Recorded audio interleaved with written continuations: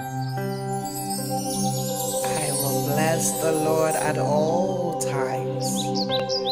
In the good and in the bad, I will bless the Lord. Through all the changing scenes of life, I will bless the Lord.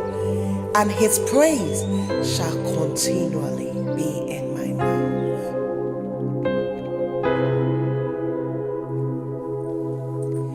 Through all the changing scenes of life, in trouble and in joy, the praises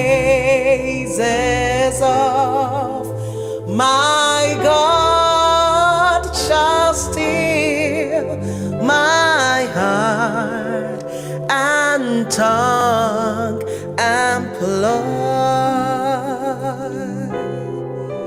of his deliverance. I will boast to all that are distressed from my example. Comfort, take and charm their griefs to rest. For my soul shall make her boast in the Lord, and the humble shall hear thereof and be glad. Oh yes, my soul shall make her boast of his deliverance.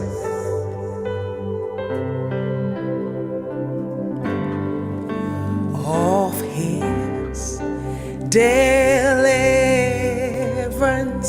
I make my boast to you, who is distressed.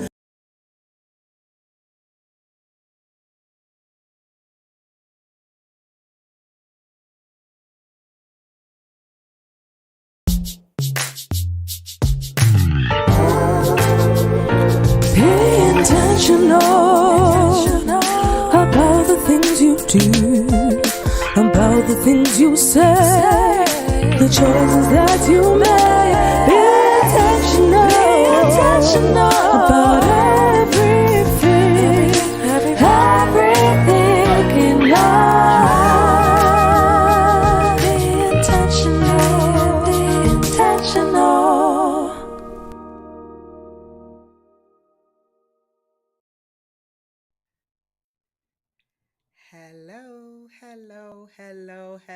Hello, lovelies. Come on in, take a seat, grab a coffee, grab a tea, cup of tea, a glass of water, whatever it is that you prefer tonight. Go ahead and grab it, but also grab a tissue, grab a pen, grab a notebook, and buckle up because this road that we are riding on tonight is one no one chooses, but life, it happens anyway. You are all welcome to tonight's episode on Be Intentional with Cheska. I am your host. I am the Cheska of the Be Intentional with Cheska show, where we get intentional in opening the closets that are most often not easy to talk about or walk into. And on this show, we get intentional with what we are saying, how we are saying it, how we show up in our lives, and even in that of others. And great pleasure is mine tonight to have you all here with us to join us for this discussion. But listen, as you settle in, drop your comment, drop a like, click on the like button, the heart. Love this page, follow the page on Facebook and on YouTube and on Instagram if you haven't already done so, because you're going to need it. And also, just so that you don't miss the next episodes that are going to happen in the next few weeks. Do not forget to share this live program with a sister or a brother. Because, all of us under the sun who are married are potential widows and widowers. And we all need this. We need what we are discussing today.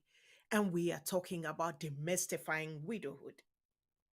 That is our topic for the next few weeks on Being Intentional with Cheska Show. And the thing is, there is no widow who went to school to get widowhood as a career. No one spoke to God directly and was asked to choose between marriage, between divorce, between separation, or widowhood. And they chose, I want to go for widowhood. No one did that.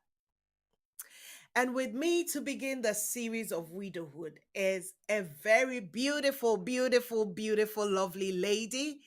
Um, I want to tell you a little about this lady. I've known her for so many, many years. She's a beloved sister in Christ. She has all the credentials she's attained in spite of the storm that she's faced in her life. She's the deputy chief biomedical scientist with the Ghana Health Service. She's a fellow of the West African Postgraduate College of Medical Laboratory Science. She is a PhD student of University of Cape Coast, and she is a member of the Joyful Way group, actually an associate at the moment. And I call her Julie, but I would just love to introduce to you Dr. Juliana Atto tonight onto the Be Intentional with Cheska show. To join us in, Julie, you are welcome to join us today. Come on in. Can we let Julie in? Yay, we got her there. Julie, you are welcome. I don't know if you can hear me. You're on mute. If you could unmute yourself.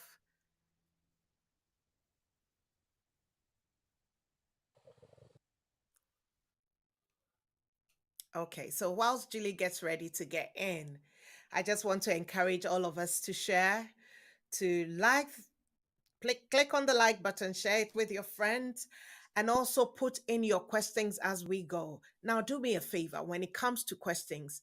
If it is a question, just put a Q there before you put whatever it is that you want to know about, so we can differentiate between which ones are comments or compliments and which ones are questions that we need to pick as and when it comes so that we can address it. We will wait for our guest to join in. She is in, but for some reason, I think we're having a bit of technical issues. But we're going to crack on when she comes in as soon as possible. Right. I can see a few people in already. Thank you all so much for joining us. Thank you. Thank you. Thank you. Such a pleasure to have you all. Hey, Julie is here. Julie, are we okay? Yeah, I'm okay, Cheska. I'm here. Good. We I were can hear just you. waiting on you. So, ladies and gentlemen, tonight we have with us Dr. Juliana Atto. Julie, you are so welcome. Thank you so much for honoring this invitation. Do you hear us?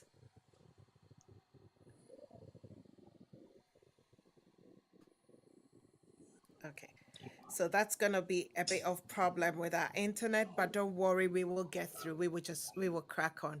Julie, whenever you're ready, let me know you're ready so I can, if you can hear me, let me Okay, know. Cheska,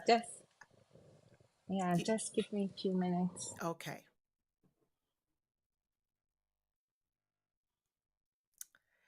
Right. So the topic is about widowhood.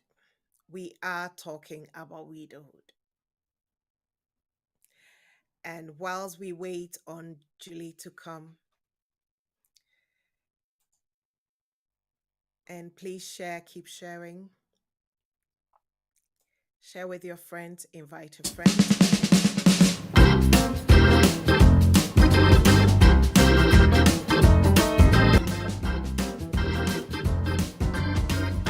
Okay, I have Iris Asasi watching with us. Ooh, Lydia Mamiesia is also with us. Hannah Amatin Krama with us. Tio Ai is watching. Nana Redamwa is watching. Teresa and Dango is watching on Facebook. And then behind the scene, we have a few people as well who have logged in. Thank you all so much for joining us as we get ready to receive Julie. She's having a bit of technical issues, and I believe that will reason. Julie, you are muted at the moment, so if you could unmute yourself, probably that's what is also happening.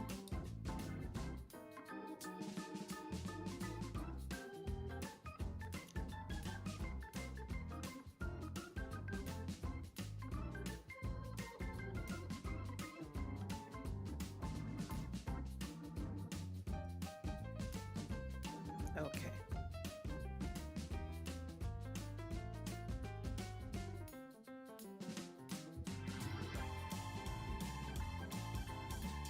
Let me know when you're ready.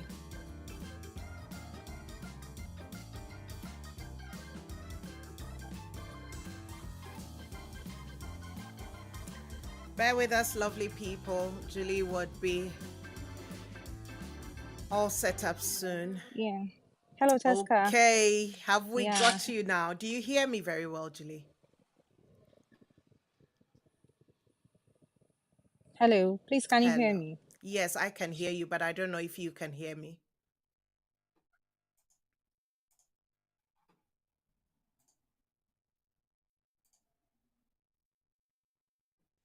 Julie, can you hear me?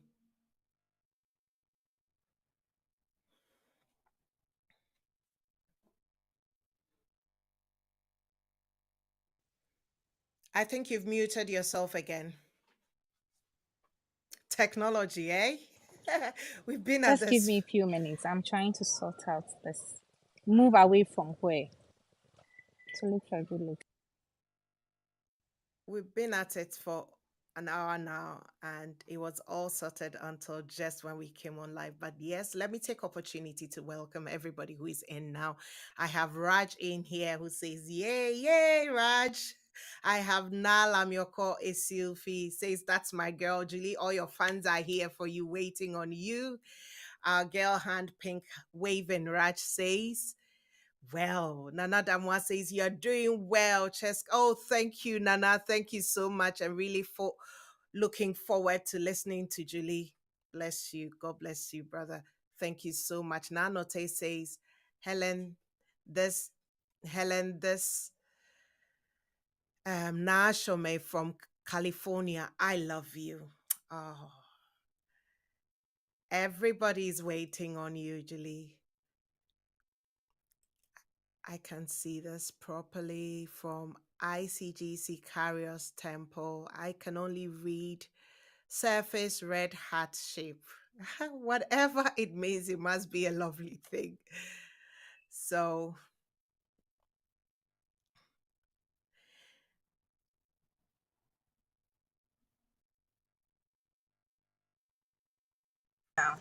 okay. Okay. No, I think I'm hearing myself back. No, I think I'm hearing myself back. Okay.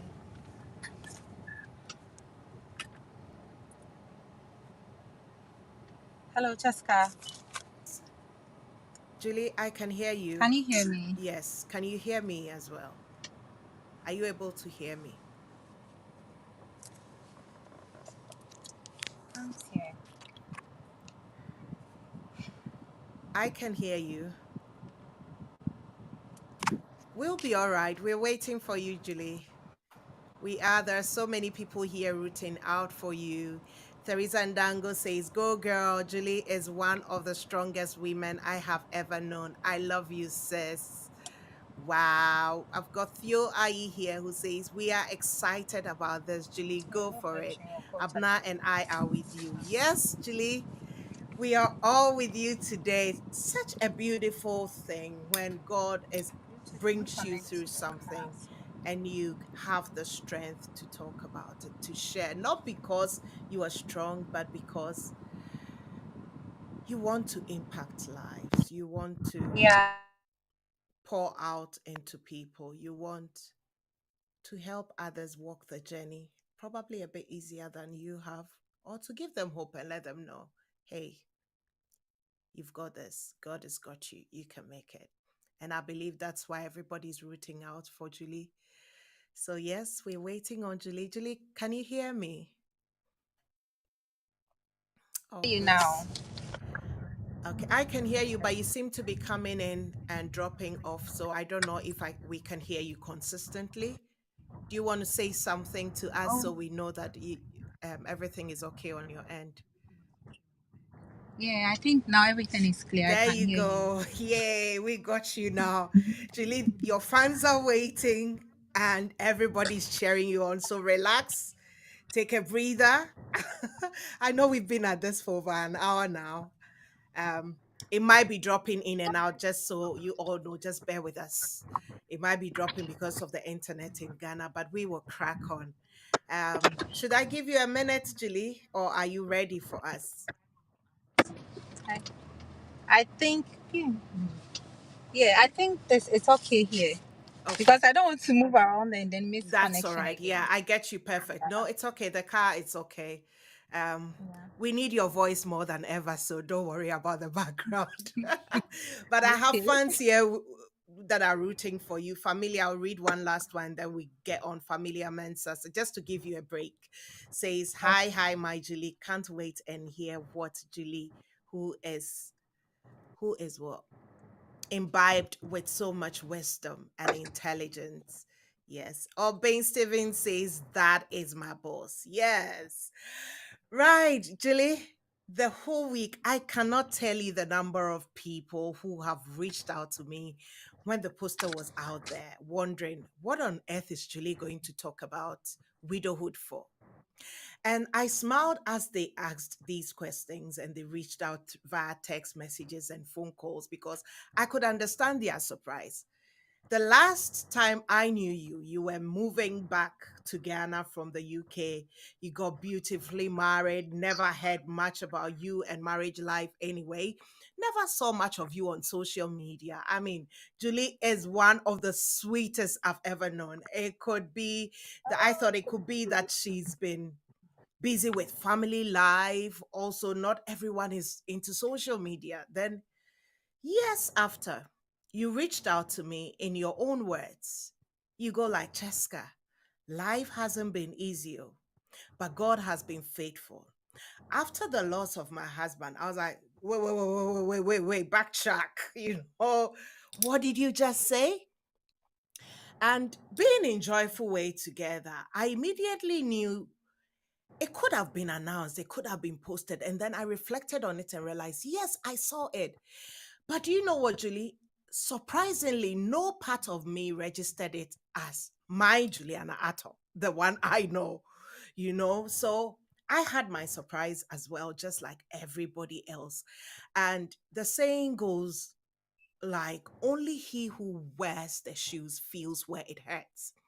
So, gathered here today, Julie, or whenever anyone gets to watch this discussion, are many of us who will one day walk in these shoes that you have walked in. Not to talk of those of us who sometimes feel that we know better than the person the shoes pinches. So we give all sorts of advice and opinions as to how people should grieve and walk the journey. And I am so grateful to God for your life that you have come to that place where you are offering to change lives with your testimony. And whenever you are ready, the first thing I want you to do, if you are comfortable, is to give us a brief background story of how you began this journey and how long you've been on this journey. So take your time and let us know. Oh, okay, Cheska. Thank you so much for this opportunity, and thank you also for to your cherished listeners. And you have been one person that inspires me so much with your being intentional. And remember the day I talked to you, I was so moved by being intentional to just move on with my life. I think my life Praise came to a God. standstill. I didn't know what to do. But one day I listened to your being intentional, and since that day, I think you've changed my life completely. Wow. Thank God. So thank you. So I began this journey completely relying on God. So my late husband and I met during our secondary school days, and then we were friends. We could rely on each other, but at a point in life, we were so committed to our friendship And then I think for over 14 years of friendship. So Wow. we decided to settle, and then we lived happily ever after until his sudden demise, which left me with so much pain. Yeah. So how long were you married for? And we're married for 8 good years. And you had been best friends for 14 good years. I tell you, so you know what that means to me. Losing such a person. Wow. Now I don't know where to go with that because I thought I knew the story, but I didn't even realize how long you two had been working together until this happened. I mean, even if it was for a year, it's no joke. So I can't even imagine how the journey has been. But do you want to, are you comfortable to tell us a brief background story of how that happened? How did you overnight become until my late husband passed away? How did that happen? Okay, so when we got married, along the line, he fell ill. And for every sickness, I was hoping he gets better. So I was very hopeful. And then each day you see him, his health keeps going down. We trusted in God. And then at a point, it looked like he was so confident about his living. So he used to tell me, Julie, I'm happy, don't worry. You are such a kind woman, you have done your best for me. And I bless you. And then I'll just laugh over it. He used to talk like a man of God. So Mm. any words he used, I thought they were just those regular words. I didn't know they were his farewell words to me. So it was just painful. And then one day, we went for a program. He asked me, he specifically requested for me to take him to a program. And then I took him. And then during that program, he was quiet. He wasn't talking. I asked him, should we go to the hospital? So I came home, picked the folder, sent him to the hospital. And then at the hospital, we're there. I didn't want to go home because it was a usual thing. Everybody knew me at Kolebu. I became like a staff over there. So I didn't want to go home, but it was 12 midnight and I realized I had to go home. So just as I was leaving, he would just pull my hand. One, like he was calling me back. Then I tried leaving again. Then he called me. He calls me again, third time. But finally, I had to leave. And then for the first time, I never left him with a phone. It's usually when I take him to the hospital, I leave him with a phone, then we can communicate. But for the first time, I didn't even remember something called phone. And then, as usual, come back in the morning, dress up, going to see him on his usual bed. And then when I got there, he wasn't there. And I was told, oh, he's been moved to the other side. And with Kolebu, they have colors. So when you are moved to the other side, it means you are getting better. So even at Kolebu at that point, I was still hopeful. Until one nurse asked, did you come alone? I was like, why are you asking me that? Oh, just hold on, I'll take you to his bed. And then she kept delaying. Suddenly, everybody vanished from the emergency ward. So then his relatives came in, and then the news was broken, and it was something else for me, Cheska. I thought my world had ended. I was dead. I couldn't feel myself anymore. I can't just explain the feeling, but it was so painful deep down. That's when you start asking a lot of questions. But God is still God, no matter what you do. I thought my world had ended.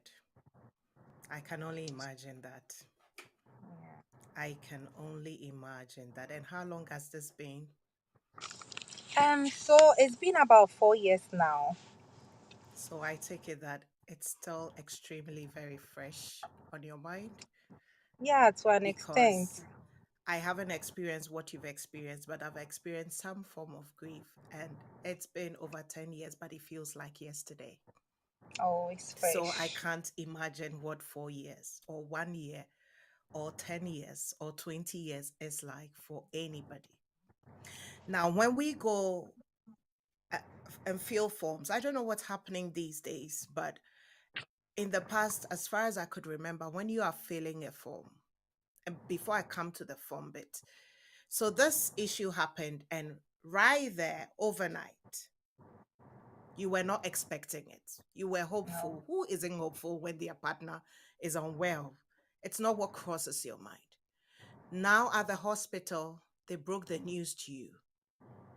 And moving on from that day, you were the widow. You were not Mrs. anybody else. No. Even your name, Julie, would probably not have been used within the time till he was buried and you were able to get back to life. Everybody had to be referring, if I can remember, in Ghana, that's how usually it is that we then begin to call everybody, oh, the widow. Who is looking after the widow? Have you seen the widow? Is the widow? Julie, how do you feel about being referred to as a widow? And that was what I was going to ask when I was bringing the forms in, because when you're filling a form, you can, I think you have two options, married or single. I don't know if they put on widow. Now, it's funny, I don't even know, because that should tell you how we walk in this life not thinking that a day is going to happen where we would have to take, I'm a widow. So if that is there, as I talk to you now in this minute, I don't even know if that is part of the things you need to choose. So you can imagine how strange it is for everybody who's not walked in that shoe. How does it feel to be referred to as a widow? Is it no? Is it pleasant? It's not a question. Is it easier to hear, or you would have wished people called you by your name instead of widow? I think I prefer when people call me by my name because it's so uncomfortable. So let me share with you an experience. One day I was supposed to fill a form, and then on the form there was widow, there was single. And then I put in the single. And then my boss came up to me and like, Julie, why did you put on single? Why did you write in the single? I was like, but I'm single. He said, no, but you're a widow. Confidently put it there. Ignore what people will say. You don't know what's in it for you. You don't know why they put in widow. Maybe there's an incentive for widow and all that. But then at that moment, your status being changed from your name and now you have to put on write down widow. It was quite uncomfortable. But you can't stop people from addressing you by that. So you have to just accept it and then move on. But do you agree with your boss that there could have been incentive? Because again, I agree with what you've said, because I was speaking with somebody else as well who's walked in on that journey, and the person told me that now putting yourself as a widow has its own stereotypes that comes with it. So she would prefer to say she's single. After all, she probably could be looking for somebody else. She's ready to settle with somebody else. So why not put herself down as single? So I would have agreed with what you're saying, but hearing the reason, which probably could have been tangible, that your boss gave, do you think that it's still good enough to be referred to as a widow? Yeah, for me, I think when you are filling documents, you have to be honest about your personality, honest about who you are, so that when even people pick your document at a glance, they know who you are. If there is any help they have to give to you, immediately they'll do that. Mm. And people will not feel deceived. So if you don't put in your right credentials, who you are, and then you put in something else, later on when they find out, the whole thing seems as if you lied to them, you've been untruthful to them. So it's important to state who you are. It's nature that placed you in that situation. You have no Mm. authority over it. It just happened. It's not your fault. So it's But fine. do you not think it's not fair for society to expect that to be unfair? Because um,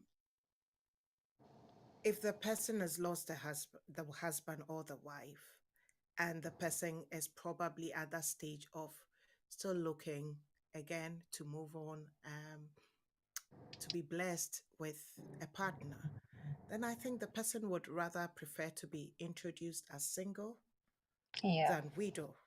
So in a way, I feel that it's society that's put a cap on that. Nobody is disputing that losing your partner makes you a widow or a widower. But it's just how, for me personally, the ones I've observed, which I'm sure I've done it myself, is when in that process of grief, everybody talks as if you don't have any other name, but a widower is who you are. Just as we sometimes refer to people who are deceased when they haven't been buried as the body. I personally have always had a problem with that because the people who are grieving acknowledges the person for who he is, not a body. So on my Be Intentional shows, when I talk about grief especially, it's one of the things that I hammer because I feel it's appropriate that, and for those who are grieving, they are going through a whole lot of emotion. If you have lost a child, you don't want people to hear people saying, we are taking the body. No, you want them to say, we are taking this person, because already coming to that point of accepting that you are experiencing that loss is a big deal. So I feel that such words like body, the widow, it's okay to fill a form and say I'm widowed, but you are being called the widow. I Yeah. don't think anybody calls me the married woman. Nobody Mm, would call a single person, hey, the single. So why yeah. refer to the widow as the widow? Yeah. It's That true. is my concern. Because one day I went for a wedding and somebody just pointed at me and said, "Oh, so that's the widow." Yeah, the widow I was talking There you about. go. And I'm like, I have a name. My name is not called the widow. My name is Julie. Please address me by my name. That's right. That's right. That's right. And you know why? Especially because people are watching, I would want to say this. You had gone to a wedding.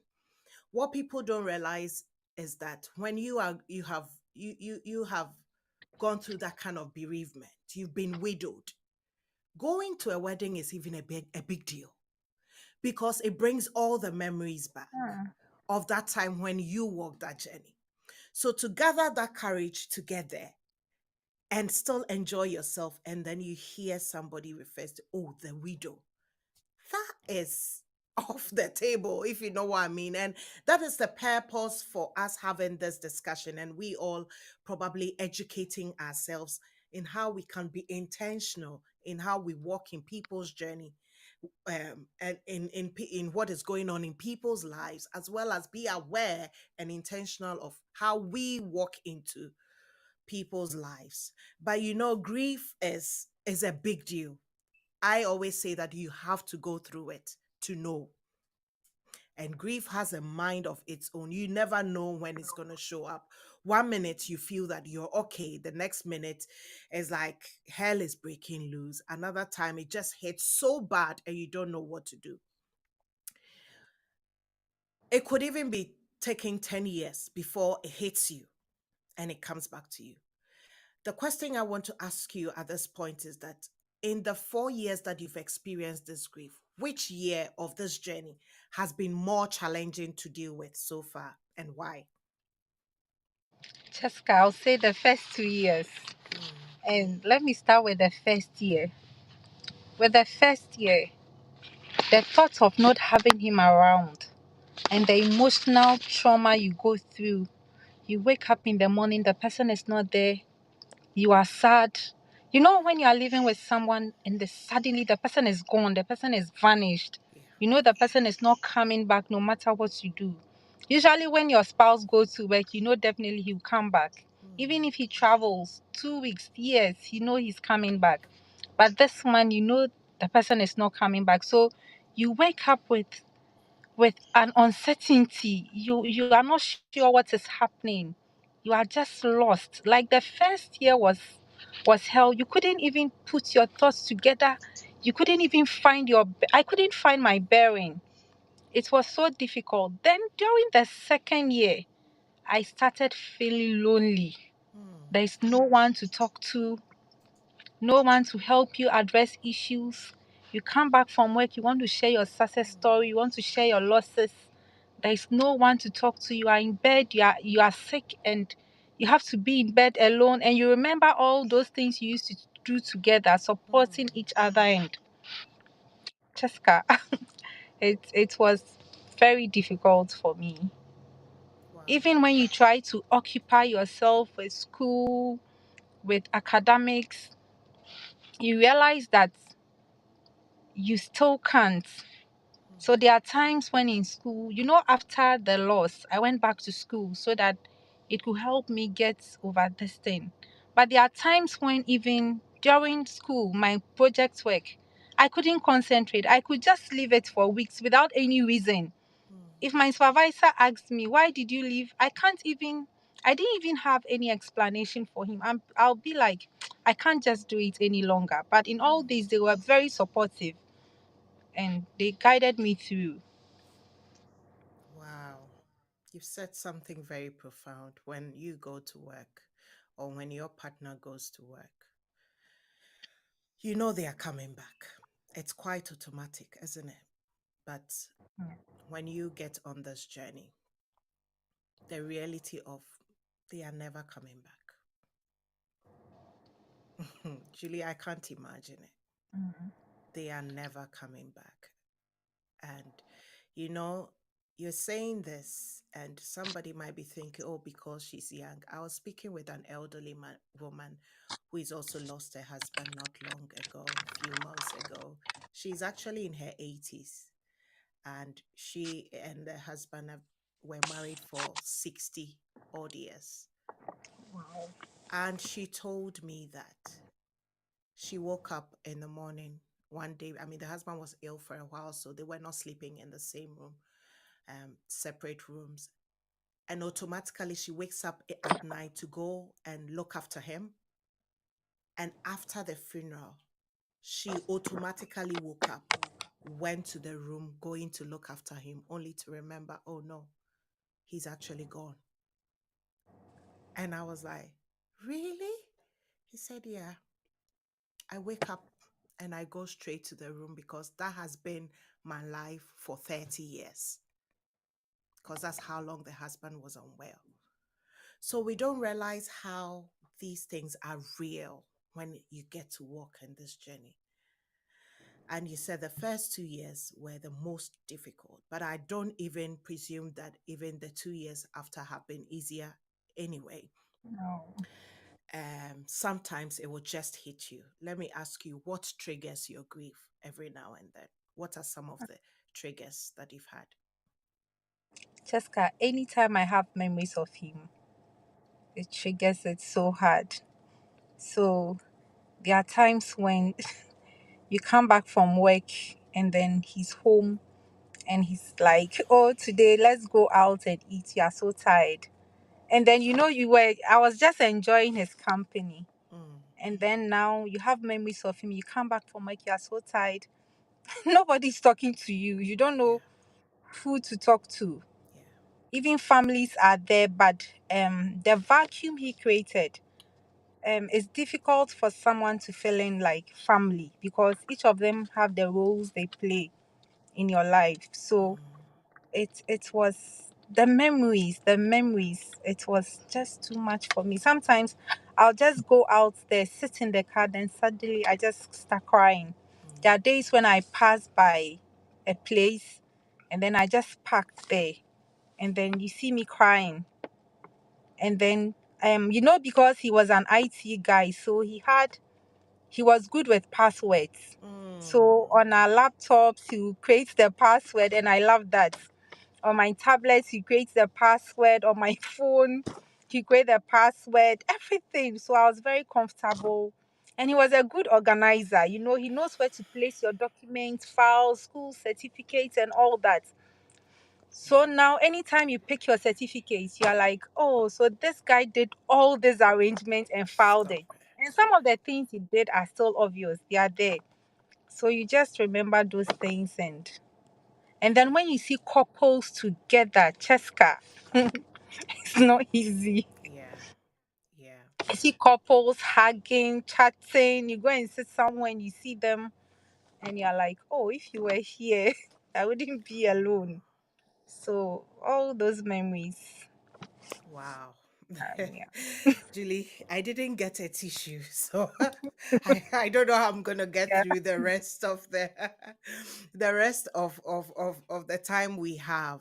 But the things you have just shared with us already, we have even gone half of what I want to discuss with yeah. you, but these are heavy stuff and they are real. And I thank you so much for being that honest when I see couples. When I see couples. The passwords I can I can just try and walk in those shoes and see, because me and passwords, we are not friends Yeah, just at like me. all. I mean, Ken just have to ask what is the password, and I say, you know what, just change it to yourself and tell me what you've changed it to. Yeah, I don't know anything. I just have to write them down and have a book. Other than that, don't I wouldn't know. So I can't imagine what you have just described and how profound. Let's just read a few messages just to calm ourselves down, because I believe everybody sitting in their room can feel what I am feeling, not to even talk about what you are feeling as well. So we would see a few comments. If anybody has a comment or a question, to be specific, please put down Q before you put the question so that we can pick those ones as quick as possible, and we would go through the comments as and when. ICGC Carriers Temple says Auntie Julie is gold. Mm, Auntie Julie is gold. Kofi Boachi says Julie's Julie is just great. We used to and still call her our bestie, our best wife. She's a gem. Right. oh, that is Okay. skills boss. Okay. All right. Yeah, You mean Theo? yeah, my late husband's boss. Oh, Kofi wow. Boateng, yeah. Wow. Thank you, sir, Thank you. for your beautiful statement. Opoku Michael says, Dr. Juliana Atto is my boss at work. I worked with her for 2 years without having any idea what she is going through. Now, Julia, I'm going to have to ask you about that. I don't know how you did this whole thing. Well, you have to tell us what your reasons are. Within those 2 years, she comes to work always smiling, always advising, always encouraging, without any sign of breakdown, even though she was broken multiple times. She is my number one example of what a model woman is. Please tell her that her number one mentee and his wife is watching and listening, asking her to guess who texted this. Trust me, she will know. Well, Michael, I've already given you so Thank you, that Michael. is already gone. I would read a few. Brathio says, grief is the chief of all emotions. I bet. I That's bet. right. I That's can't right. imagine any other emotion that overrides what grief does to you. Sister Hannah says, wow, even listening to Julie is now painful. Grace Kuode says, that's my strongest, sweetest, accommodating, loving, intelligent personality I've ever been attached to. Julie, here you are today being such a blessing to many people. Many people are looking up to you. They have been inspired by how you walked the journey, how you did it all. Michael has said something else. He says, I think that in filling a form, it is important to state that you're a widow, but in person, no one must call you a widow, because that could put away some potential men or women who may wish to settle with you. I 100% agree with that. I do. I do. Nana Damwa says each sentence is multi-layered and loaded. I tell you, I feel like full. I feel the heaviness, Julie. And here you are haven't been such a great blessing and inspiration to many. But for us to become that inspirational on this journey is not a joke to walk on this journey. It is not. Becoming a widow exposes, or a widower exposes. Let me just stick with widow with this question that I'm going to ask about.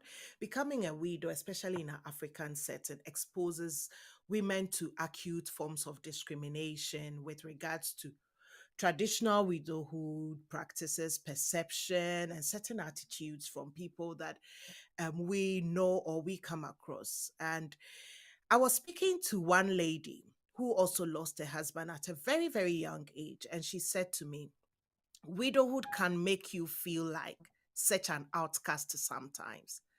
In That's her true. own words, yeah, you said that's true. In her own words, what she said was, I used to live a carefree world where every use of the word husband didn't ache my heart. And now I have become a threat, even to my insecure friends who think I have the capacity to seduce their spouse or be Yes. a burden to them.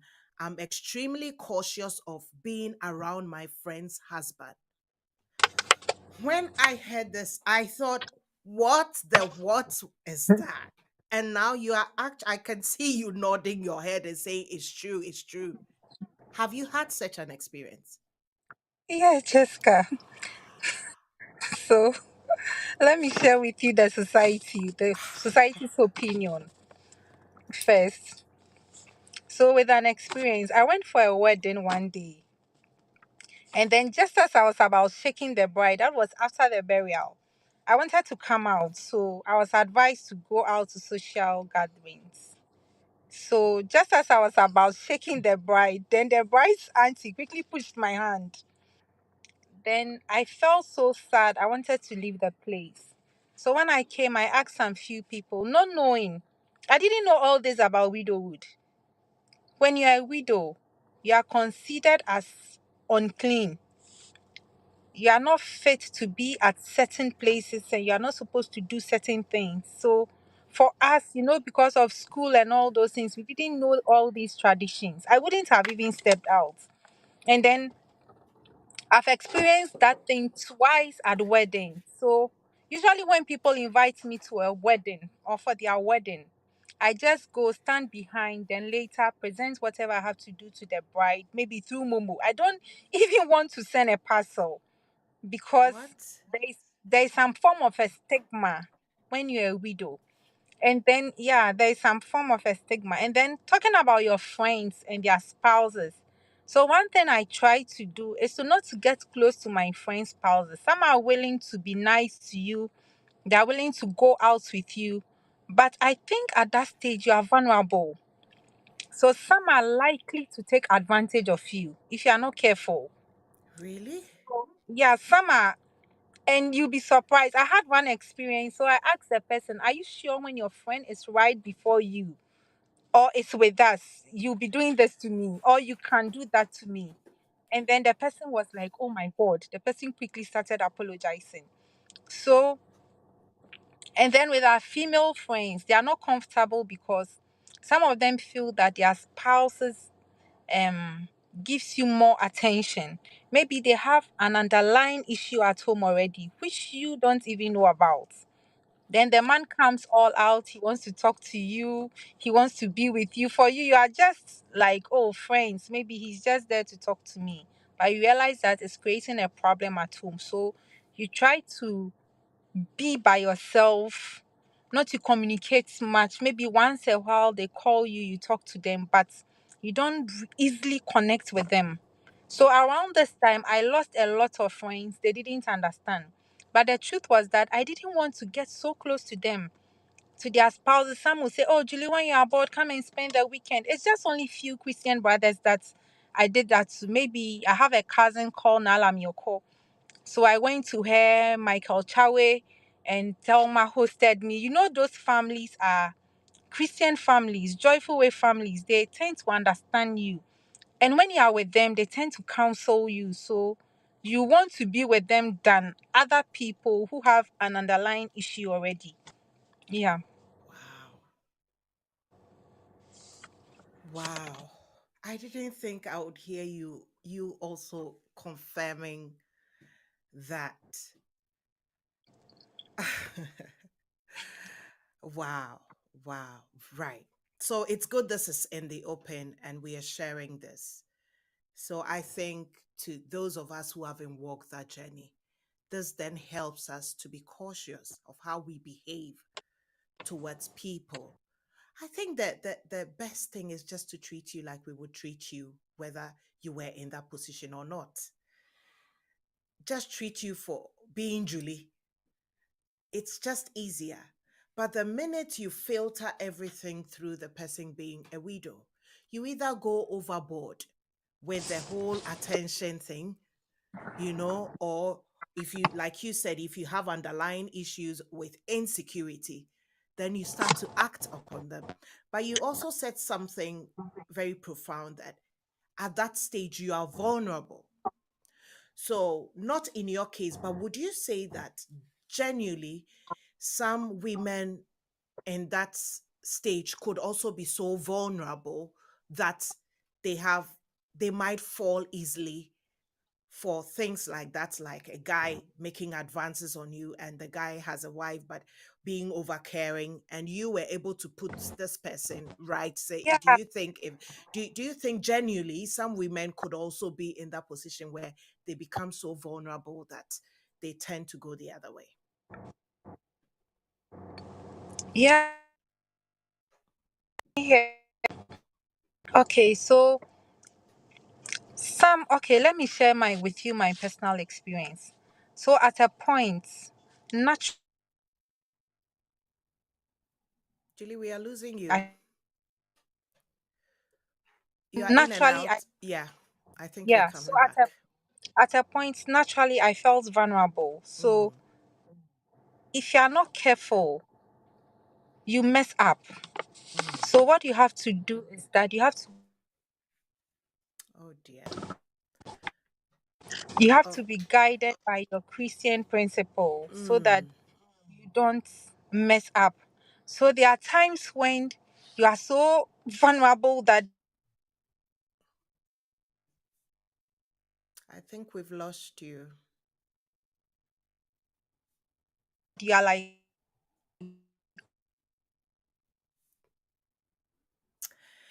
Right, guys. I think the internet is playing up now, so let's pick up some questions. Ooh, this is heavy. This is heavy. This is heavy. This is heavy. So we're gonna read a few questions. Opoku Michael says, "Julie, good to have you back. We were losing you. We would visit that story again because hello, Jessica. we didn't catch anything that you said. Do you hear me? Do you hear me, Julie?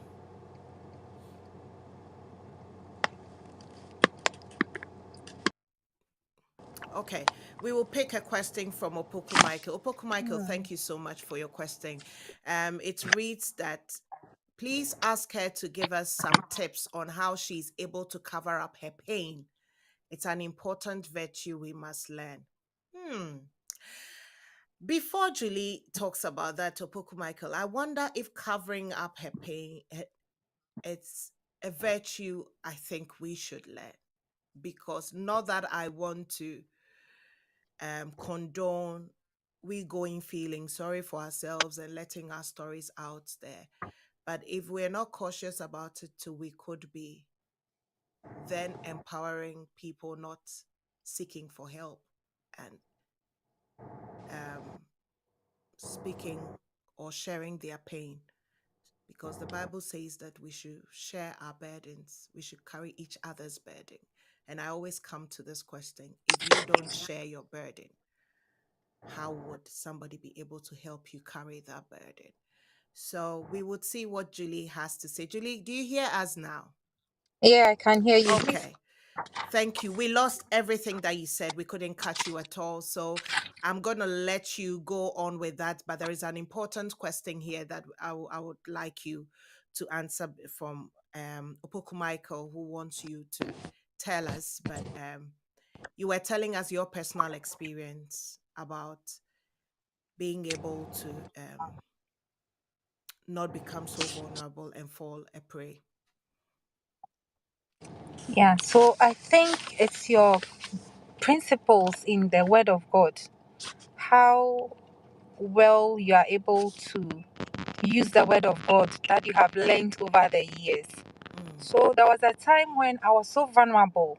And naturally, I just want to speak openly today. Naturally, you feel like you need your partner around. So you mm, get people coming and offering you that you don't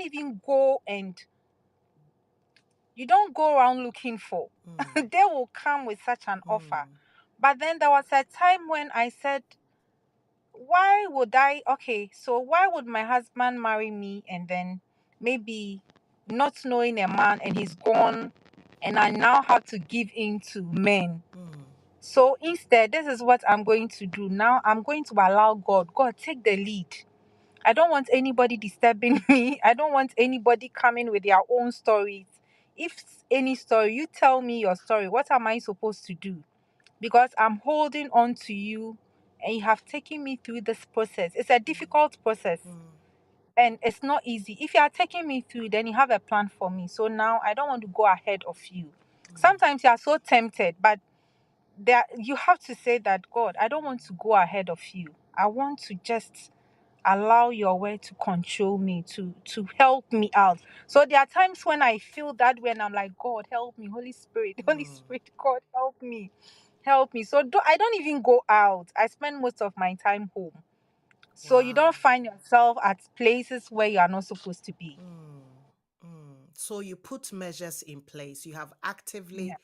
been putting measures in place so that you don't find yourself falling as a prey to these things. That's so powerful. I'm just grateful that you didn't go all spiritual about this, because there are times that it's not just about even praying about things. You need to put a system in place. And in that state, in that vulnerable state, it's hard to even want to do that, because the reality is you feel lonely, and feeling lonely comes with a lot of things. And this was your best mate for so many years. So Mm. that's understandable. I was going to ask you, listening to how awful this journey has been, I was going to ask you, why do we refuse to talk about it? This, like, you have shared your journey with us. But generally, why do we refuse to talk about it? And what has been society's response to widowhood and the support system? But I think you have answered that you had the Joyful Way system in place that encouraged. But Opoku Michael had a question that could have been connected to this question that I was going to ask you. So I want to pick that question. It says, please ask her to give us some tips on how she's able to cover up her pain. It's an important virtue that we must learn.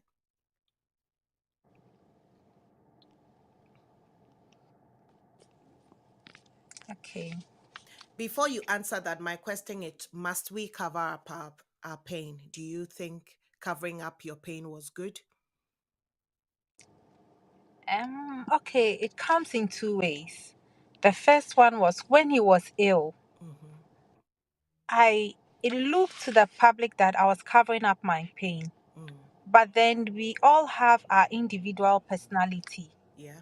For me, I wouldn't want to, I thought it was my private issue, so I didn't talk about it much. But then I was just praying, and we're praying together. We had each other at that time. So even though he was ill, he was so much encouraging me.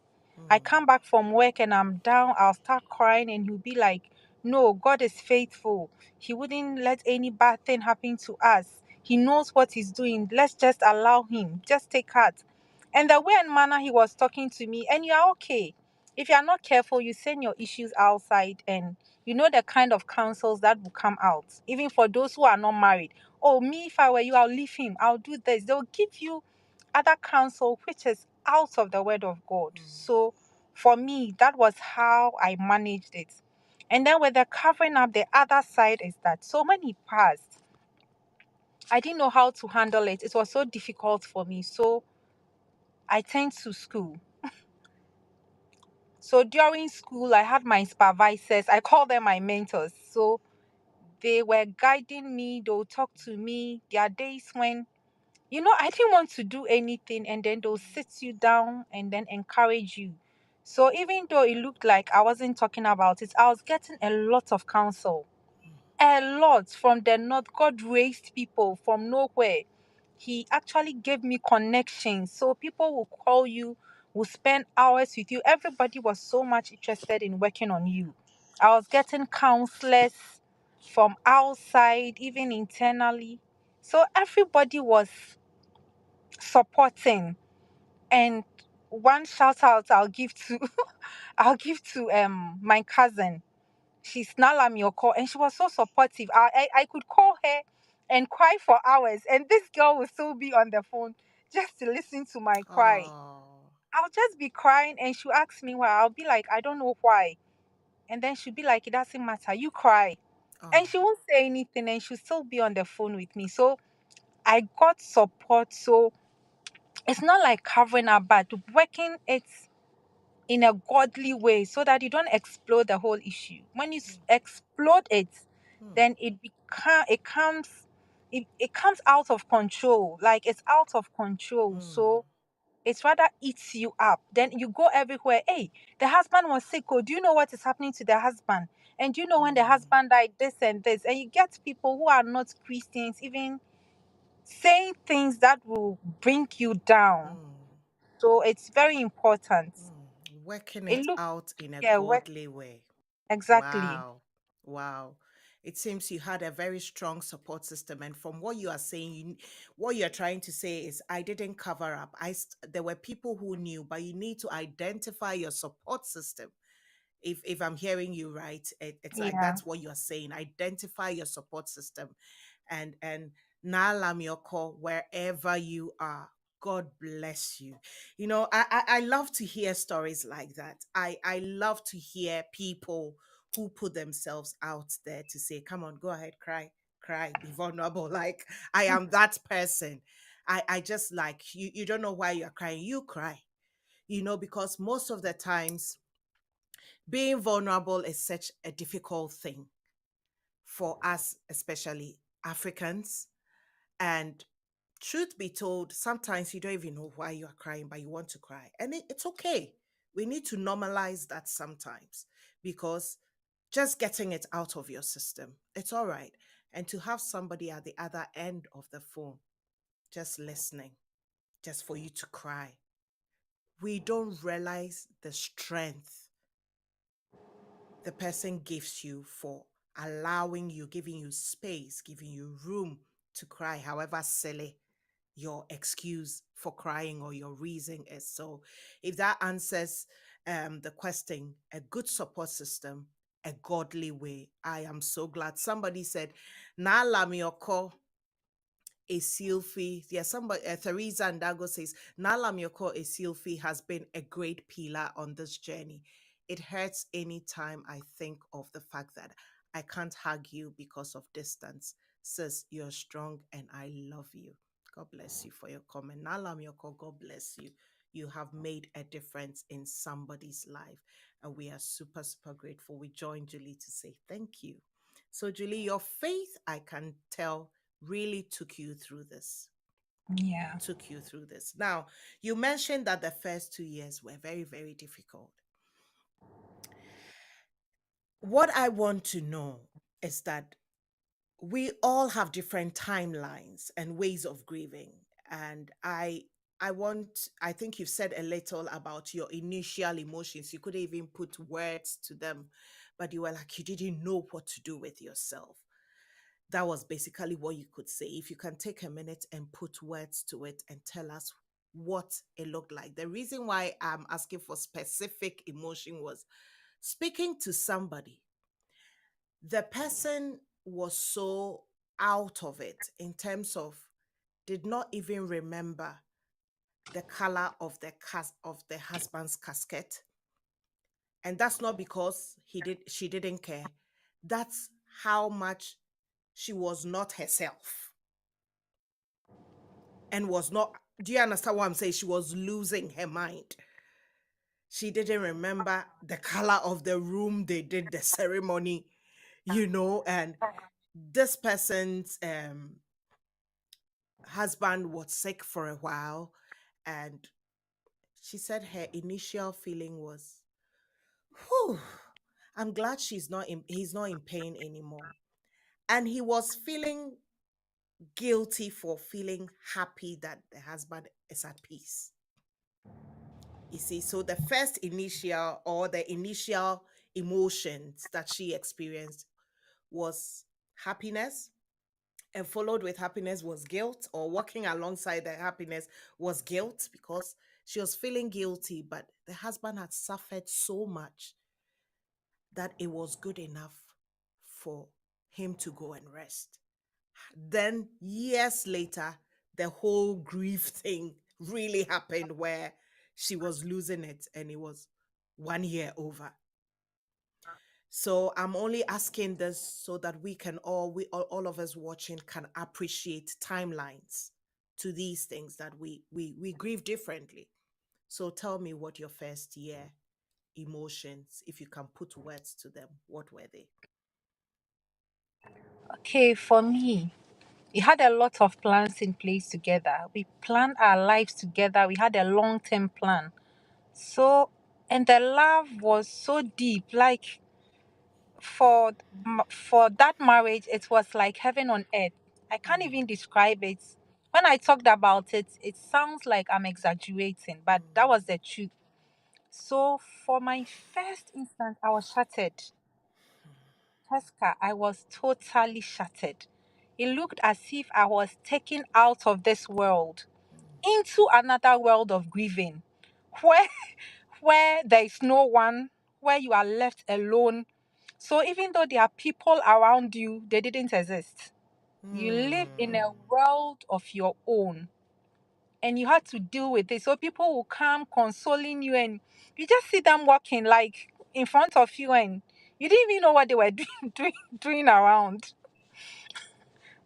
They wow. were just there, even though they were coming, some were talking, but those words at that time didn't mean anything. But later on, I realized that those words actually had impact. They were seed they were planting, and it Mm, didn't look like they were going down. But with mm, time, I realized that all the words that people were speaking just fell on good grounds, good soil. mm, So it started germinating. One thing someone told me was, God will take care of you. mm, God will not leave you. God is still alive. He's not dead. You know those kind of words. So I mm, picked those phrases up and like, God, so you're alive. You're not dead. So you mm, can really see what is happening to me. So why did you take me out from the human population and you took me to another world? And you can't just explain it, Cheska. It's so deep. It's like a wound that never heals. It's like they just created a wound all over your body, not just parts where you see it healing. So the whole thing is you can't just describe the feeling. And for grief, it's there. Once you are there, automatically there are days when I'm not even thinking about the whole issue. Then suddenly I just break down. Last week I was passing through the Osu cemetery. I didn't have anybody in mind. I didn't have him in mind. I was just passing my normal journey. And then suddenly I got there and I broke down. I was wow. like, I want to drive in, go in there and look for him and find out why I'm still like this. Because I thought 4 years, Jessica, I should be fine. So Mm, immediately I called a friend and then I started crying again. The friend asked me why. I said, I don't even know why I'm crying.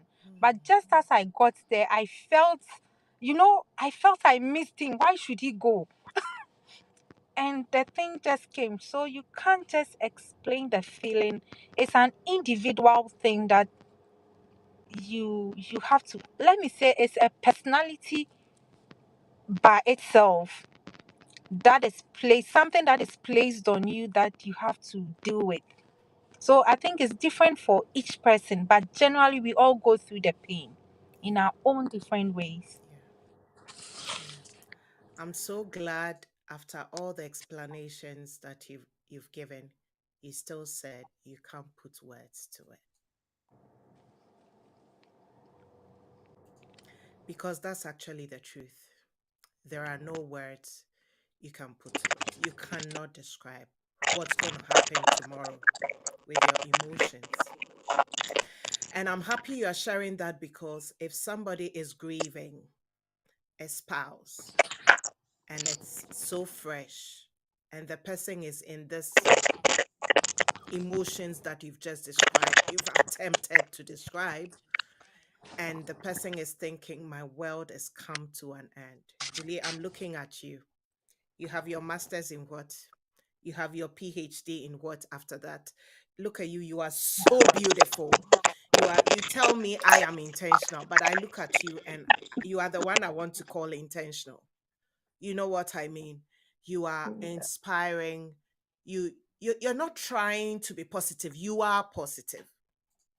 And that's the reality. And that's what I know of you, and many people as well are testifying to it. So if somebody is watching us and walking on this journey of widowhood and it's so fresh and this the person is in this space of I am dying, your life and what you've just described and where you are now is a testimony that we can all go through that journey, and however rough it is and how many times it hits us, because sometimes some people may even be grieving, it would have been 10 years, but the grief just whoo, it comes all of a sudden, just like you described the cemetery. So I'm glad to know that it's okay when they come, but we don't have to stay there. We have to know that Yeah. we can get through it. And thank you so much for sharing that. Julie, as awful as all of this sounds and what you have described it to us, and we can't imagine it, but can you tell me that there is a lesson that you have learned from experiencing widowhood that has transformed your thinking and your perspective in life? What could it be? Okay. With when it comes to widowhood, it makes you strong. Like now, I can say that I'm a very strong person. Initially, I couldn't handle things by myself, but now I've become firm, very decisive. I know exactly what I want, and even at work, people will attest to it. That my administrator calls me like, actually, now you are strong. My HR tells me, now you are different. They could see some changes. You become makes you more responsible. I'm not saying I wasn't responsible by Mm, then, but now it makes you more responsible. Yeah, wow. So the lesson and the transformation you've had through yeah. widowhood is made you more responsible. I like that. By the way, I have somebody here who is offering you a date out, so you need to pick her on it. Yay! I've got I've got Naneki anointed saying, Julie, I'll be taking you Yay. out. Why? It's just me and you. So make sure when you finish, you connect with Julie and have All right. you Thank connect with you. Nanekia for that out because you're gonna need it. Julie, the Thank next you. question I want to ask you, we'll be wrapping up soon. It's a very difficult one. And feel free if you're not comfortable to answer that. But I'm asking because we go about our normal lives. We wake up as usual, we turn and our partners or our spouses are on the bed. So life goes on. They could be talking to us and we are on the phone, busy, no specific attention. We're not intentional because they are there tomorrow. Okay. Having gone through that journey, do you remember your last conversation you had with your late husband? And I don't use the word remember lightly because, as I said, I actually spoke to someone who couldn't even remember the color of the coffin that the husband was in. That's how much she was out of it due to the shock that she went through. Most of us probably watching may not have walked the journey you have walked it, but we are taking things for granted. Not we don't know that the next conversation is going to be our last conversation. How important is that? Do you remember the last conversation you had with him? Yeah, so because we were so close to each other, so we were always talking about love, how to promote marriages, because we never saw ourselves fighting. Mm, So one thing that we passionately spoke about was love, how amazing our love has been. And then all he kept telling me was, Julie, thank you. As for those words, I remember so well and I still appreciate them. Julie, thank you. Thank you. Then I asked why. He said, you've been an amazing lady oh, and you've treated me so well. How I wish every couple will treat each other like that. wow. When they have the opportunity to be with each other, they should spend quality time. You don't have to be at home with your spouse, each person having their phones, as if you don't even exist. Each of you do not exist. Some will pay attention to their children, but the two of you should have quality time together. You should learn to respect each other. You should learn to be there for each other. In by doing so, it brings the bonds together. So that Mm, you ask yourself, let me share with you with this in the same way. One day I was going out and then I think I did something. And then when I said I was going, he just said, okay. Then I came back. Then I asked him, so supposing I go and I don't come back, would you cry? Would you miss me? And then he hugged me so tightly, oh, like he couldn't leave me. Then he said, you see why we have to be there for each other.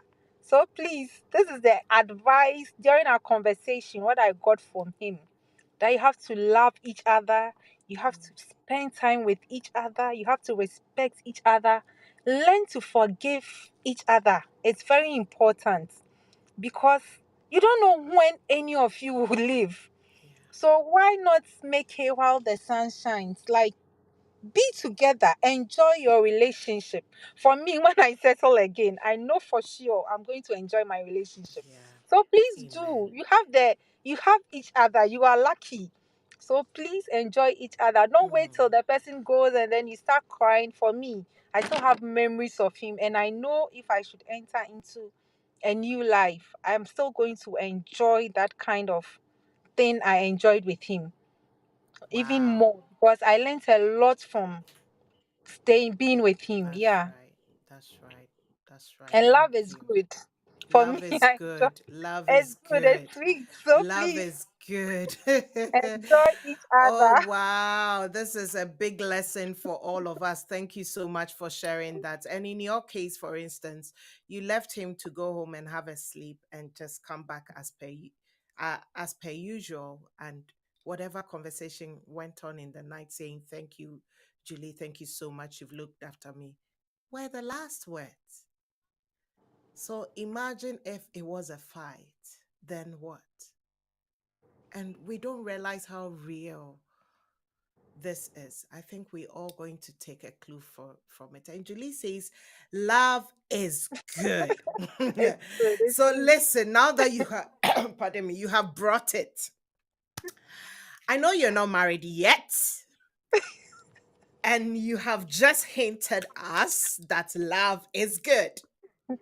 So I take it that it is possible to love again. But let us understand, how do you think it's possible to love again and live alongside your grief in a peaceful way? Do you understand what I'm saying? Because Yeah. sometimes we might think loving somebody means I've forgotten about the other person, but I don't think it works like that. So, Yeah. realistically, now that you look forward to loving again, how do you Okay. feel about loving again and living alongside your grief in a very peaceful way? Okay. For me, I think the first thing is you have to come to terms that Mm-mm. the person is not there. And for me, it took me a while. You have to Yeah. come to terms that the person is not there. He's not coming back again. And the person wants you to be happy. Mm. And then secondly, now I know that he has his own personality. So now I have learned that I don't have to compare him with any other person that is showing up, that is coming up. So with that, I think. And now I know I'm ready. Now and you Mm. have to know within yourself that you are ready to start life. You are ready to move on. If you are not ready, there is no way you can move on. So Yeah, now I you know have to be ready. that I'm ready. Now I want to move on. Good. Give You have myself to be another ready. chance. Yeah, Yeah. so that You is have it. to. I'm glad you brought that up, that you have to be ready, because sometimes we put timelines on it. Somebody says, oh, 6 months is too early. 1 year is too early. Oh, one chair cram and you couldn't one chair. But I think if you know you're ready, because at the end of the day, biblically, till death do us part is the end of the marriage.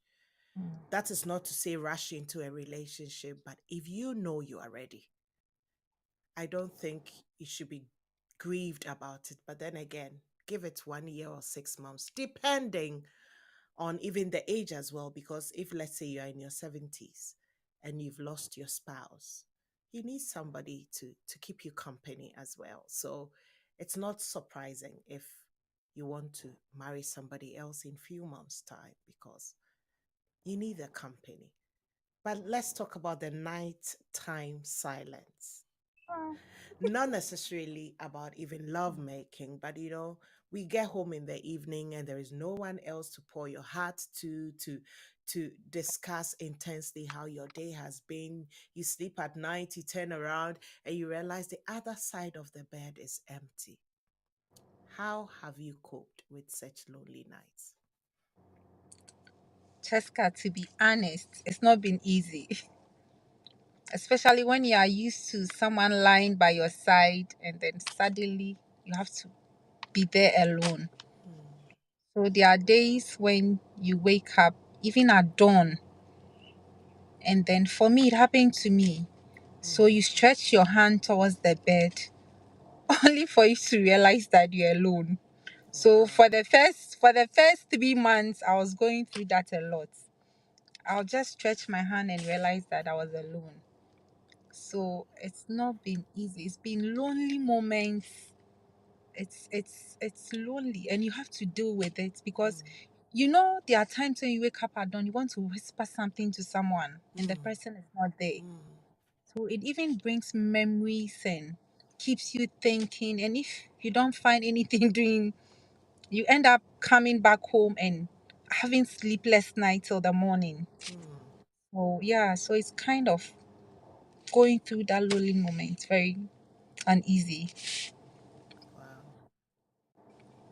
A difficult night, a Yeah, lonely night, not easy.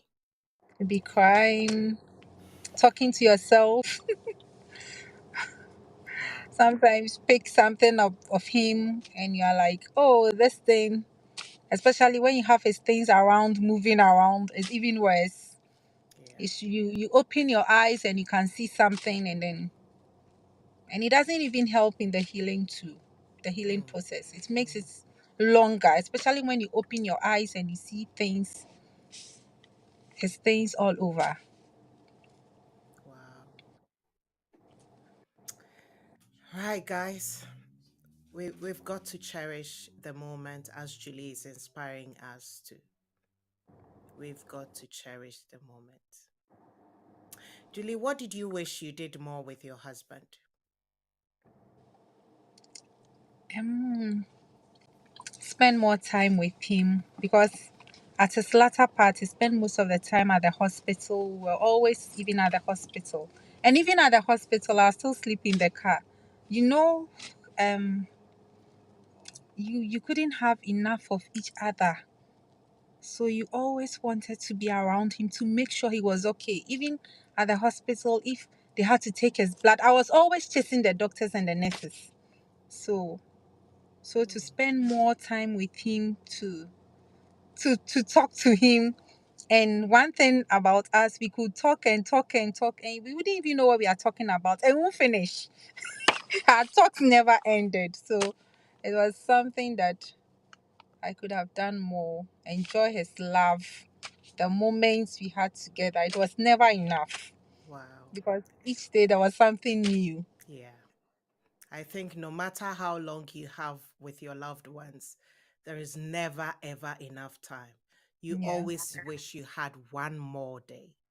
One more day. Somebody just said, Selassie says, thank you. Thank you for opening up to us, Julie. Um, Actually, then her next question was, Julie, how have you not cried during this session?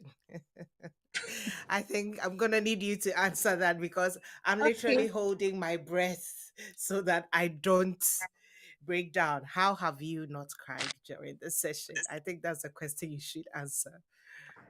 Lassie, I have cried and cried and cried. You know when you have cried and now the tears are not coming. You know Yeah, that kind of feeling. yeah. Because let me share with you, maybe there's something you didn't know. After his demise, I lost my mom, I lost my dad at the same time. So during those years was it was terrible. I cried until now. You know when something happens, you want to cry and the tears won't come. Even Mm, when you are happy, the tears won't just come anymore. So, but I just thank God that now, because at a point the tears were naturally dripping, it won't stop. I had no control. If you ask me, Julie, how are you? It comes with tears. I couldn't just open my mouth to answer. But now, to the glory of God, I can even smile whilst talking to encourage someone. I think it's a testimony. This is my testimony mm, that today I can share this and not cry and mm. just to encourage others. This is my testimony. This is my testimony. When did you remove his things? Or have you removed his things? It's been 4 years. Have you removed his things from your house? Or have you moved house and had to not go with his things? What did you do with the things? Yeah, so what I did was I actually moved with his things. I wanted his things always around me. The love, you couldn't just let go of him. But I think one day I had an experience as I was praying. As I was praying, I had an experience. I started crying and crying and crying. Then I had to just put his things together and put those things aside, away from where I am, so that I could just move on. Mm, So now I don't have the things around me, and it's helping me with the healing. Because mm, when the things were around, I couldn't heal. mm, Every day I just picked something of his, and it was always with me. And people didn't know that about me. I could just hold something precious of his and it would be with me in the car, at work, in my bag, and then I just pick the item and then I'll just smile. But at this point, I don't keep anything around me. I don't, because I've decided to move on. And mm. Cheska, I have to be intentional. I told you that I had that experience with your intentional. That Yes, changed my perception. So it my was God. actually that day that changed my whole perception about life, that I Wow. have to be intentional. Oh, thank you for sharing that with me. Testimony, guys. You heard Julie. Julie said it was when I came across your Be Intentional post. That was when my life changed. And that I give glory to God for that. And thank you for sharing that. That's very encouraging to me, Julie. That is such a testimony, and I am grateful that you've shared that.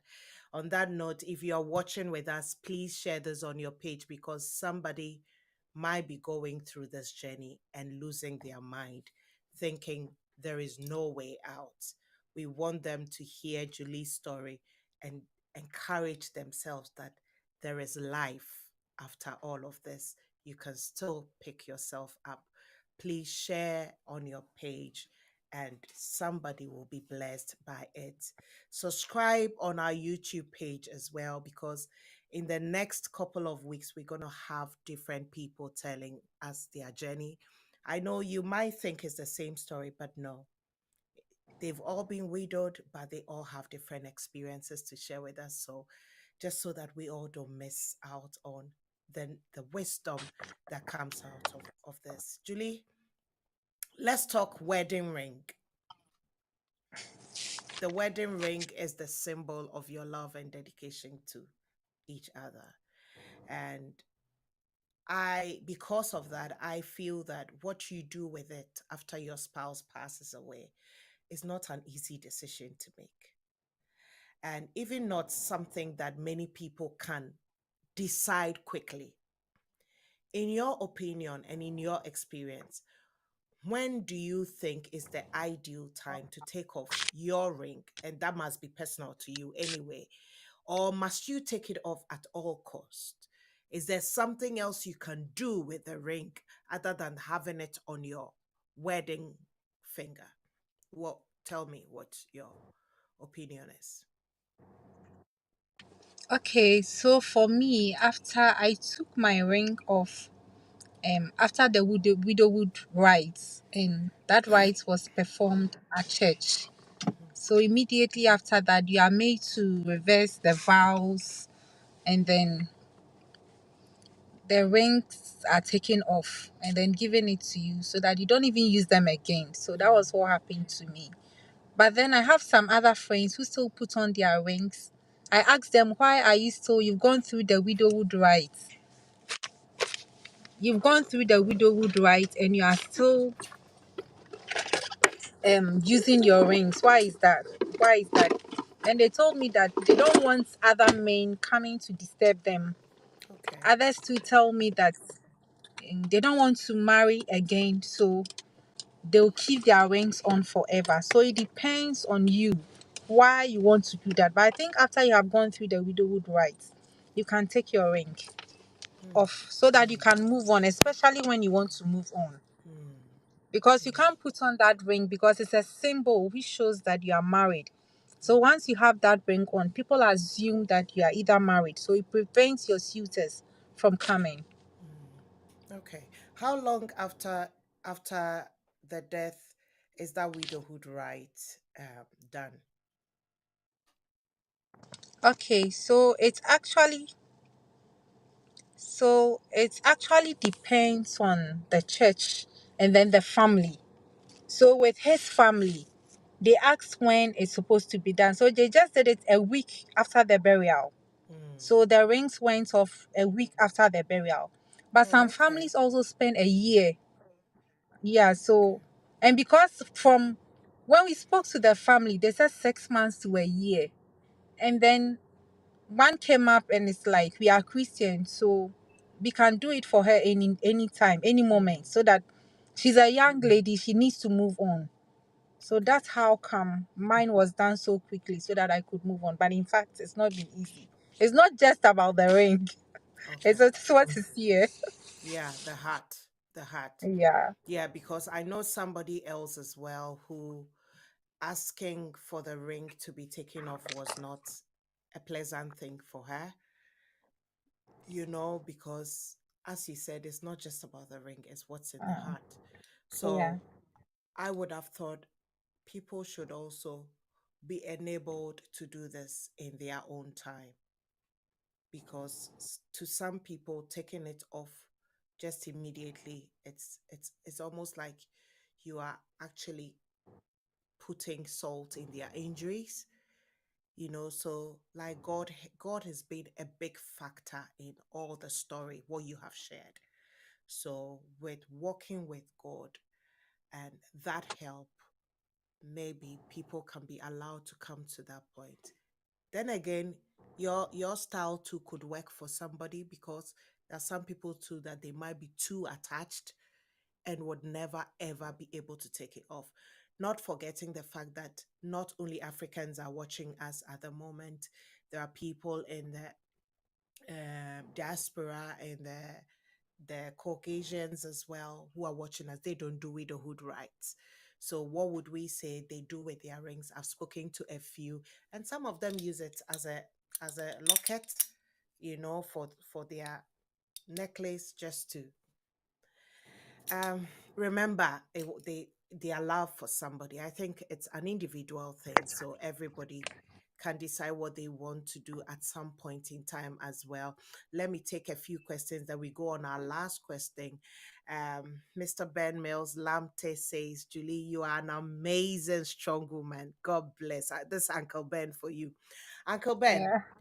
thank you so much. I'm going to take this opportunity to thank you, because if Julie says that be intentional with Cheska was a big factor to her being able to pick herself up, that is because of you. Because Julie told me when she met you in Ghana, you never stop talking about be intentional, be intentional. And she kept wondering, what is this be intentional all about? Only to realize from conversations that it has to be with my own Cheska and Ken. And that was a seed you sowed there. So if Julie says be intentional with Cheska has been a greater part of her journey in being able to pick herself up, I've got you to thank for. So thank you so much, Uncle Ben. Sister Anna says, Cheska, you really have no idea how you are being a blessing to us. Thank you, Sister Anna. I appreciate that. This, I believe, is blessing a lot of people. JNR says, God bless you, says Julie, and we know God is still in control. Daniel Ampedua said something that it's so great. He says, this was revealing, Julie. I'm emotional because grieving is truly a thing in this our life, and how one handles it says a lot. Being intentional about making sure God is a part of the grieving process is so important. Thanks for sharing, my sister. And this is coming from Daniel Ampedu. Julie, you've blessed us. You have blessed us. I know this would happen to all of us or most of us who are married at some point in time, whether now or later. It will happen. It's one thing to divorce and it's one thing to be widowed. Um, it's no there is no going back to that love you think you once had. So that's been a difficult journey that you have shared with us.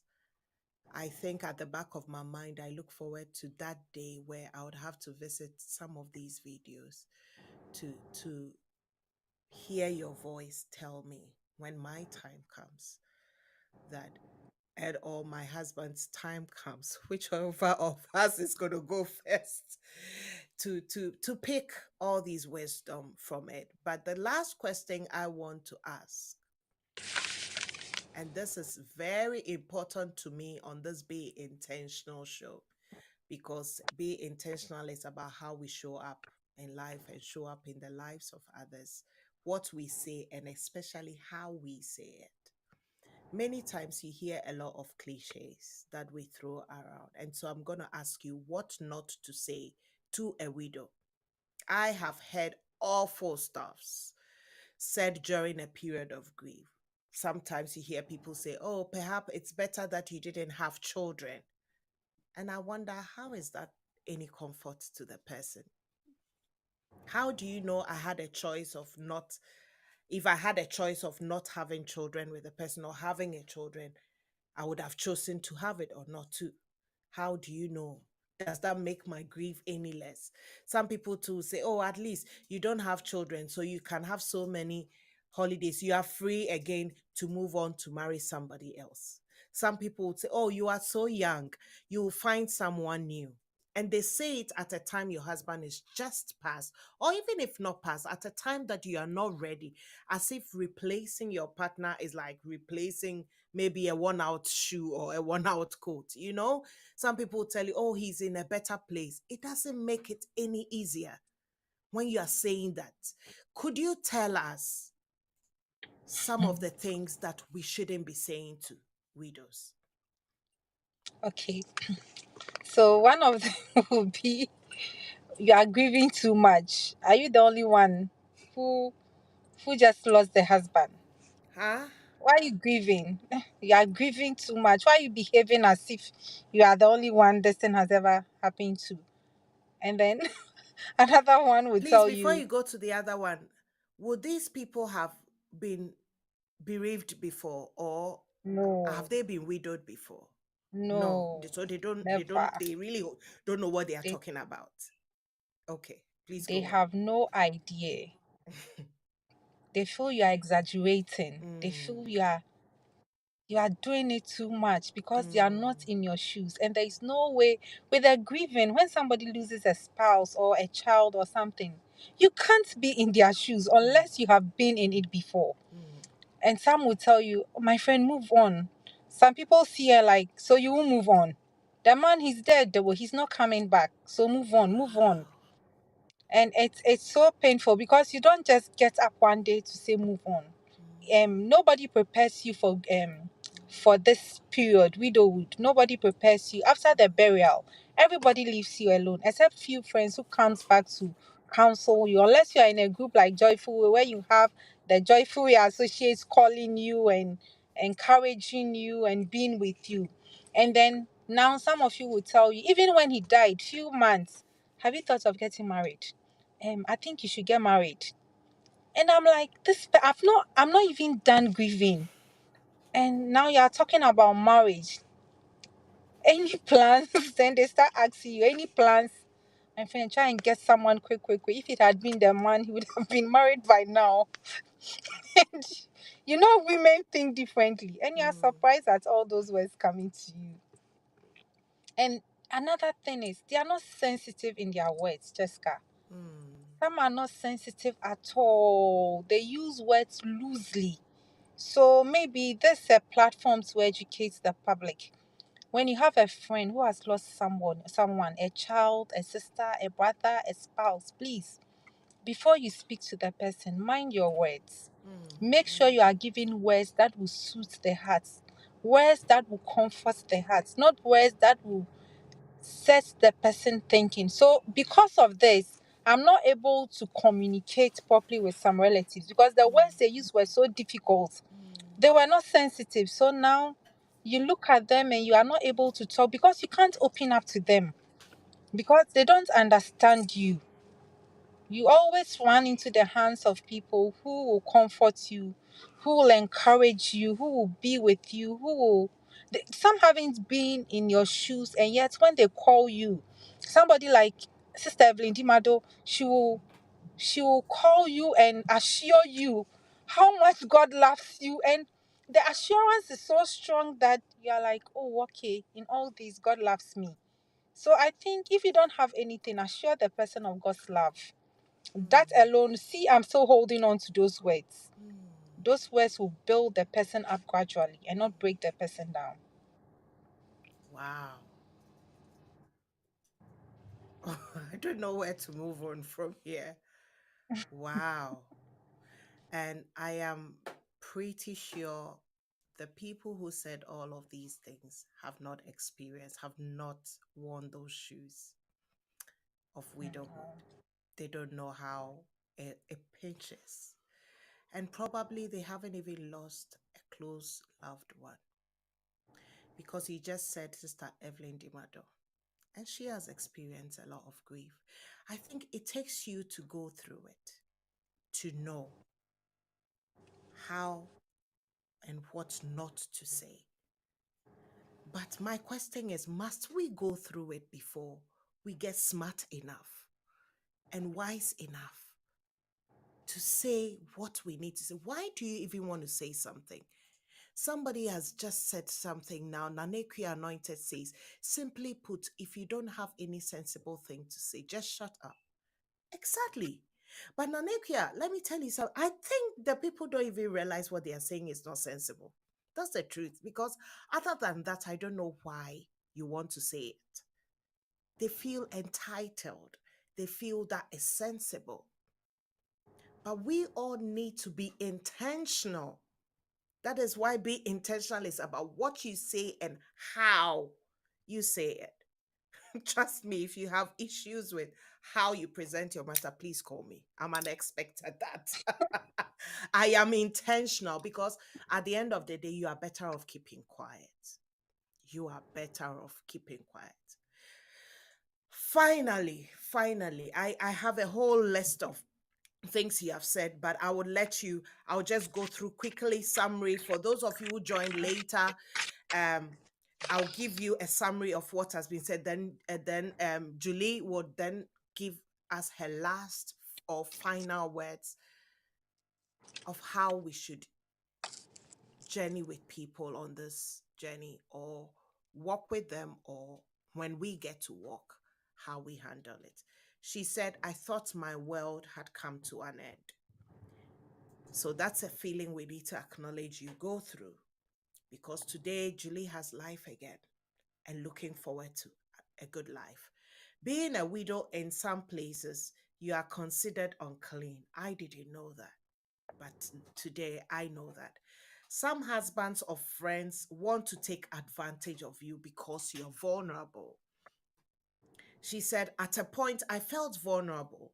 You have to be guided by your Christian principles so that you don't mess up. Wow. Actively put measures in place so you don't fall a prey. Working it out in a godly way is the way to get through this journey. She also said, we always wanted to promote love and marriage. We didn't see each we didn't see each other fighting. Please enjoy each other. Love is good.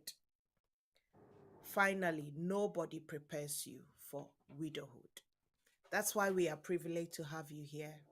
Because, yes, you're right. We go for marriage counseling. They should probably add that to the marriage counseling. No, seriously. Yeah. Because it's going to happen sooner or later. And I'm just glad that you said that nobody prepares you for widowhood. What not to say? Move on quickly. Not sensitive in their words. So, yes, Julie, you have really prepared us. Maybe we haven't got it all fully because you need to walk in the journey to feel it, to face the reality. But I'm telling you, what you have shared with us and what I, as a person, have learned. Where was I going to get that? Because we don't think it's going to happen. God bless you. God bless you, Julie. You've made impact in people's lives. Thank you so much for sharing this journey. Can you give us your final words whilst we finish this session? Okay. So, for anyone that goes through the period of widowhood, if it happens suddenly, please just trust God to lead you. And then don't give up on yourself. All hope is not lost. And another thing, if you have a partner you are staying with, please love the person, stay peacefully with the person, and enjoy your relationship. Thank you. Thank you. Thank you so much, Julie. This is a great blessing. I hope you realize what you've just done. Thank you so much. Uncle TVO says, what an amazing woman of God. God bless you, my daughter. This is coming from Uncle T. Ah, So there are so many messages on there. I think when you finish, you can enjoy all the praises, the accolades, the encouragement you have been to people. Just take time and read it and encourage yourself that the Lord has given you a ministry as it stands now. If if you don't even get to talk to anybody, you have sown certain seeds in us, and you have fulfilled a purpose in our lives. And I'm so, so grateful. If you're out there and I couldn't read out your message, forgive me because today the messages have been a lot to read out. And I can't believe we're almost done 2 hours. I thought we were going to do 1 hour, but I can't believe we've come that far. And I'm so grateful to you all for staying with us, for joining us, for your questions, for your contributions, for your encouragement. Everybody is saying, nah, go girl, go girl, go girl. And we are super proud of you. And so God bless you. Thank you to your colleagues, to Joyful Way members who were a great support, to your friends, to Na. What's your friend's name? Na what? my cousin, Alamyoko. Your cousin Nala Myoko, Alamyoko. you have been the crown of this whole discussion. God bless you, friends and families, Joyful Way, colleagues at work. Your support system have been beautiful. And I think naturally, Julie, you are a grateful person. I know that about you because as awful as the journey has been, you've been full of praises of what worked out for you. And I think it gets to a point that's how we need to look at life. What is working? And so thank you. God bless you all for staying with us on Be Intentional with Cheska. It's been a super blessing having you stay with us for almost 2 hours. And keep sharing this video on your walls, on your pages. Subscribe to our page on YouTube for the next episodes that are coming on widowhood. And let's see what more we can learn from it so that we don't miss out on it. And as you share it on your wall, remember there is going to be a day that you're going to need somebody to visit this video and take the inspiration and realize the world has not come to an end and that there is life even after the pain. God bless you all for staying with us. I love you all. Bye. Bye. Bye. Bye. Intentional.